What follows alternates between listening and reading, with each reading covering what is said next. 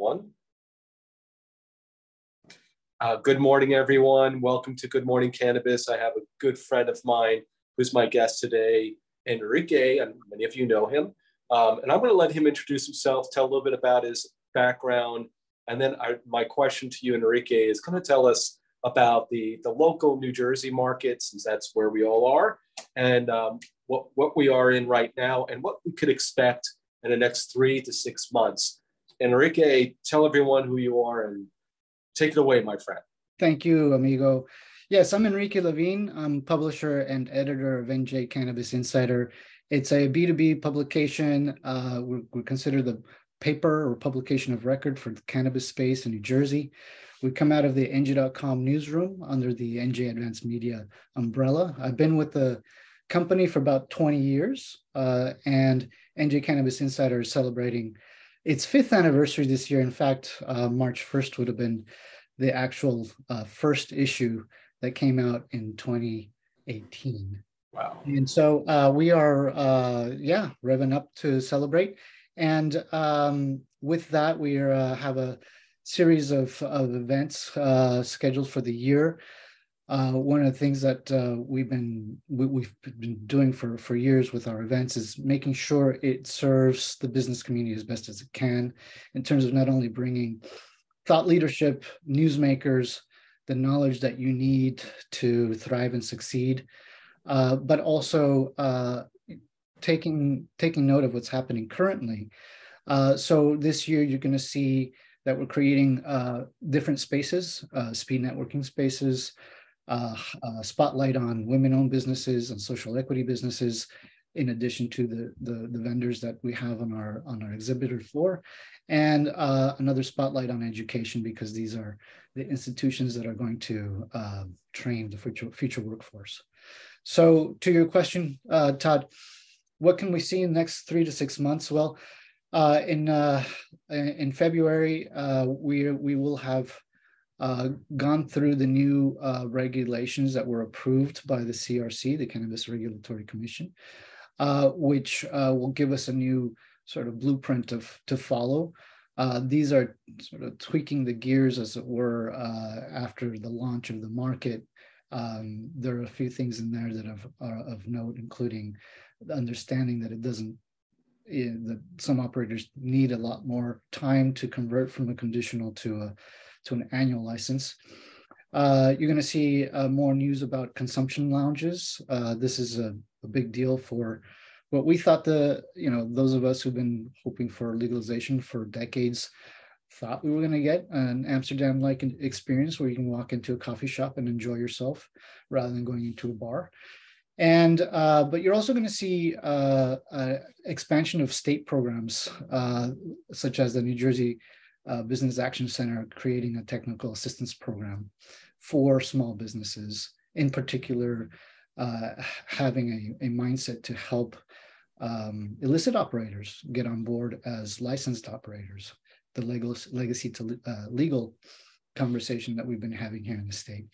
And you're also going to see an influx of money from the state to help smaller operators. In CRC meetings coming up and also coming forward, there'll be a highlight on what the New Jersey Economic Development Agency is working on to do just that, where they're going to have money to loan to small businesses with a smaller 0% interest rate, so that people don't have to worry about how to pay back these loans and get going with their businesses. So that's roughly what you could be looking for in the next three months. There's the big 3 that we still cover almost every single week, which is the points of entry with municipalities. As you know, the vast majority of residents in the state of New Jersey voted for legalization. That means my town, your town, every town, a majority of voters wanted cannabis to be legal, but a majority of towns have not opted in to allow the operation of cannabis businesses. And this ends up being an education effort, educating municipal leaders as to why this is a viable business like any other business. And think you're going to see at least this is where we're going, is highlighting CBD shops across the state as models. They've been in your communities for years, and some, if not many, if not most, are applying for THC licenses, converting their CBD shops into a dispensary or the like. And so these are some of the highlights, I think, that we've been pursuing. The entry to municipalities, how the money is tightening up from investors and the lack of capital that some of these small operators have or don't have to keep on running, and of course real estate in this really tight real estate market that we have, and how some real estate agencies or owners, property owners, are putting a premium on the real estate, which making it another hurdle for smaller operators to get in. So those are the big three: municipalities, real estate, and the capital, really. Yes, those are the three. I mean, you can even have three pillars there if you wanted to. So and so these are kind of things that we try to help operators, not only in our weekly coverage, but in conversations that we program at our events. Todd gave a terrific presentation in September 2022 under the investment and banking segment and finance during those sessions. And what we try to do is we try to bring the people who are on the ground floor, who are working with the operators, who are bringing these kinds of experiences, almost like case studies: what worked, what didn't work, and as a guide for those license holders and those operators who may be well on their way or need a long way to go. We know of the 1,000 or so conditional license holders that now are in the space. The vast majority are not going to make it on their own. And this is maybe another trend that we're starting to track, is that smaller operators are starting to connect with each other to create their own supply chain. If they can't make it on their own, find partners who have a piece of the puzzle that will help them create their own supply chain, from growing to dispensing and manufacturing and dispensing. This year, you're going to see the 3 new licenses come out: the wholesale, the distribution, and delivery licenses, and these are going to add to our market. And the last thing that I should say is something that we always keep track of with our Washington, D.C. correspondent, is what's going on the federal level.